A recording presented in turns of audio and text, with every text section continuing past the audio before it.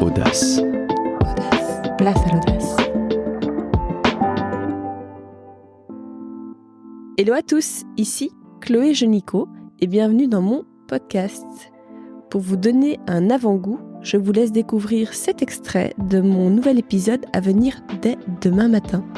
Ok, alors bon, maintenant ça devient un peu le moment, un peu le déclic, parce que tu as quitté BNP pour commencer autre chose. C'est ça. Dis-nous un peu ton cheminement, Ouais. explique-nous. Mais donc pendant 1 an et demi, il y a eu Hormit. Et donc, en fait, Hormit, c'était génial. Enfin, j'ai adoré Hormit. Ok, une belle expérience. Génial, ouais. On avait un coaching toutes les 5 semaines. On avait une formation sur les soft skills, donc les compétences humaines tous les mois. On avait une équipe, en fait, on appelait ça des trainees. Donc, des trainees, c'était des gens qui étaient formés chez BNP pour avoir le poste. Donc, on était une dizaine de trainees. On s'entendait super bien. Donc, en fait, c'est comme si tu avais une société, t'appartenais à une société supplémentaire tout en appartenant à BNP, mais sans avoir le contrat avec eux directement. Donc c'était fantastique. Moi qui adore les relations humaines, moi j'étais appartenant à 2 sociétés, je voyais des gens partout et je développais mes compétences humaines, c'était génial. Et puis en arrivant chez BNP, en fait, après quelques mois, j'ai ressenti un vide parce qu'il n'y avait plus tout l'accompagnement Hormit. Donc tu vois, après chez BNP, voilà, j'avais le job. Il y avait moins cette magie de toutes les 5 semaines, tu as un coaching, tous les mois, tu as une formation soft skills. Donc je me rappelle, moi je parcourais très souvent toutes les formations que BNP offrait et je m'inscrivais. Mon boss Chris, il me répétait souvent mais c'est dingue, t'as fait en quelques années, t'as fait plus de formations que moi toute ma carrière, etc. Mais voilà, j'avais besoin de ça pour me nourrir et ouais, de fil en aiguille, en fait, je pense le grand déclencheur, c'est quand on est parti avec Camille à je pense que c'était Budapest. On est parti à Budapest et en fait, là, j'ai lu un livre que j'adorais. Ça s'appelait, en anglais, c'était Rejection Proof. Bon, bref, c'est un livre sur comment s'entraîner à mieux prendre le non ou le rejet, ne plus souffrir du rejet. C'est un livre qui m'a beaucoup inspiré pour plein de raisons. Et en fait, je suis revenu de ce voyage à Budapest et j'avais adoré lire. J'avais adoré lire pendant mon voyage et j'ai dit à ma mère en rentrant, je dis: «Mais est-ce que ça serait possible, tu penses, que je prenne comme ça 6 mois, 1 an, juste pour lire des livres, en fait?»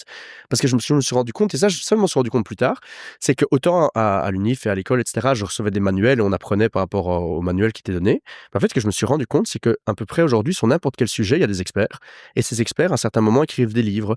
Et donc, si on cherche comme ça sur Internet, on peut chercher un sujet, je dirais, par exemple, la négociation. On tape négociation meilleur livre, tu reçois une liste et franchement, tu lis les 3 meilleurs livres selon ces critères sur la négociation. Franchement, tu as déjà une bonne base. Après, à toi de l'appliquer, ça reste théorique. Mais c'est fou de savoir que tu peux avoir accès comme ça à des connaissances d'experts dans le domaine si facilement. Et je me suis dit, mais c'est incroyable.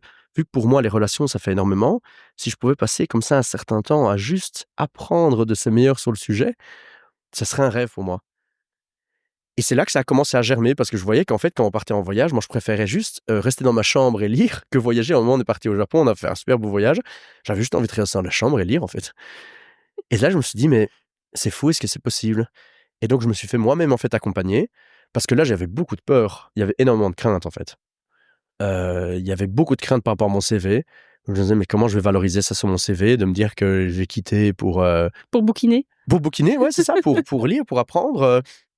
Ça n'existe pas vraiment. parce que là c'était sûr, toi, tu n'allais pas faire ta carrière chez BNP, quoi. Tu savais qu'à ce moment donné, tu tournais en rond, en tout cas, tu n'étais plus...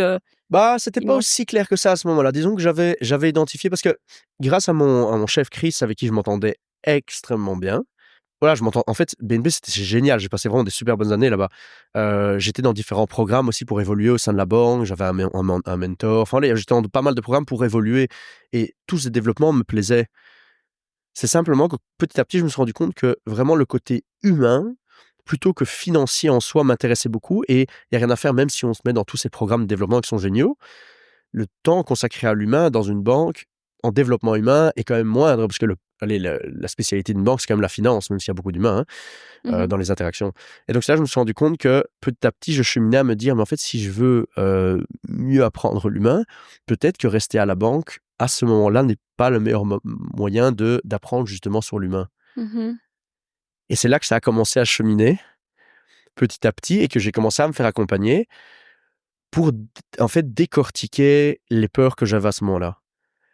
Et donc là, les grandes peurs que j'avais, si je te dis le CV, je me disais, mais comment je vais valoriser ça?